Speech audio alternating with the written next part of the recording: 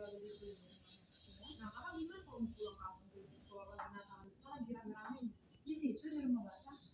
Enggak, maksudnya nyebrangnya gitu loh. Oh, nyebrang. Ya kayak di dengan kakak lah. Karena aku naik taksinya dari bandara. Terus naik kapal biasa. Dijemput di Tomo. Oh, simpel aja. Karena nggak bawa mobil. Bawa mobil kak. Iya. Itu bawa mobil. 10.000-nya ya kan? Ongkosnya 12.000. Ribut bapak di Pelabuhan Taman. Kalau naik Ihan lebih dekat lebih bisa ke keluarga. Karena kan katanya bahkan kadang bisa nggak usah bayar. Asal kita bilang aja itu mobilku di sana keluarga ya. Kalau Ihan malah orang nggak gitu. Iya. Cuma kendaraan doang. Kendaraan aja.